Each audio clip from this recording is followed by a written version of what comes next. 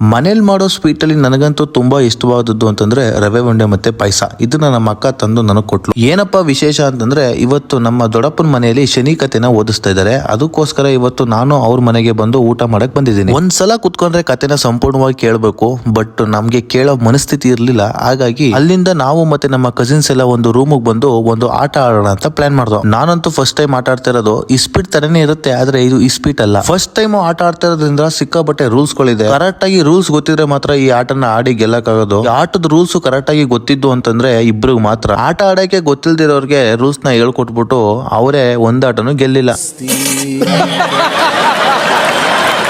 ಇಂಥ ಗೇಮಲ್ಲೆಲ್ಲ ಬೆಡ್ಸ್ ಕಟ್ಕೊಂಡು ಆಡಿದ್ರೇನೆ ಮಜಾ. ಅದಕ್ಕೆ 10 ರೂಪಾಯಿ ಬೆಡ್ಸ್ ಕಟ್ಕೊಂಡು ಆಡ್ತಾ ಇದ್ದೋ. ಫಸ್ಟ್ ಟೈಮ್ ನಾನೇ ಗೆದ್ಬಿಟ್ಟಿದ್ದೀನಿ. ಆದ್ರೆ ಆಟ ಗೊತ್ತಿರೋರಿಗೆ ಗೆದ್ದಿಲ್ದೇ ಸೋತೋಗ್ಬಿಟ್ಟು 10 ರೂಪಾಯಿನ ಪೇ ಮಾಡ್ತಾವ್ರೆ. ಒಂದು ಖುಷಿ ವಿಚಾರ ಏನು ಅಂತಂದ್ರೆ ಒಂದ್ಸಲ ಆಟ ಗೆದ್ರೆ 7 ಸಲ ಸೋತ್ರ ತಲೆ ಕೆಡ್ಸ್ಕೊಳಂಗಿಲ್ಲ. ಯಾಕಂತಂದ್ರೆ ಗೆದ್ದಿರೋ ದುಡ್ಡಲ್ವಾ ಹೋದ್ರೋಗ್ಲಿ ಅಂತ. ಆದ್ರೂ ಬೇಜಾರಾಗುತ್ತೆ ಗೆದ್ದಿರೋ ದುಡ್ಡನ್ನ ಸೋಲಕ್ಕೆ. ಫೈನಲ್ ಆಗಿ ನಾನಂತೂ ಗೆದ್ದಾದ್ಮೇಲೆ ಎಲ್ಲರೂ 10 ರೂಪಾಯಿನ ಪೇ ಮಾಡ್ತಾ ಇದ್ರು. 70 ರೂಪಾಯಿನ ಸಂಪಾದನೆ ಮಾಡ್ಕೊಂಡೆ. ನಿಮ್ಮ ಕಸಿನ್ಸ್ ಗ್ರೂಪ್ ಅಲ್ಲೂ ಒಬ್ಬೊಬ್ರು ಇರ್ತಾರೆ. ಒಬ್ರು ಹೊರದೋಗಿರೋ ನೋಟ್ ಕೊಡೋದು, ಇನ್ನೊಬ್ರು ಪೇ ಮಾಡಿದೀನಿ ಅಂತ ಸುಮ್ನೆ ಪೇ ಮಾಡಿದೀನಿ ಅಂತ ಕಾಗೆ ಆರ್ಸೋರು. ಇಂಥವ್ರನ್ನೆಲ್ಲ ಇಟ್ಕೊಂಡು ನಾವು ನಿಯತ್ತಾಗಿ ಆಟ ಆಡಿ ಗೆದ್ರೆ ಏನ್ ಪ್ರಯೋಜನ ಹೇಳಿ. ಅಂತವ್ರಿಗೆ ಈ ವಿಡಿಯೋನ ಟ್ಯಾಗ್ ಮಾಡಿ. ಫಸ್ಟ್ ಆಟ ಎಲ್ಲ ಮುಗಿತು, ಮನೆಯಿಂದ ಫೋನ್ ಬತ್ತು, ಪೂಜೆ ಎಲ್ಲ ಮುಗ್ದಿದೆ, ಮಹಾಮಂಗಳಾರತಿ ಆಗ್ತಾ ಇದೆ ಬನ್ನಿ ಅಂತವ್ರು. ಅದಕ್ಕೆ ನಾನು ನಮ್ಮ ಅಕ್ಕ ಬಾವ ಎಲ್ಲ ಹೋಗ್ತಾ ಇದೀವಿ. ನಾವು ಹೋಗೋ ಅಷ್ಟರಲ್ಲಿ ಮಹಾಮಂಗಳಾರತಿನೂ ಆಗ್ಬಿಟ್ಟಿತ್ತು.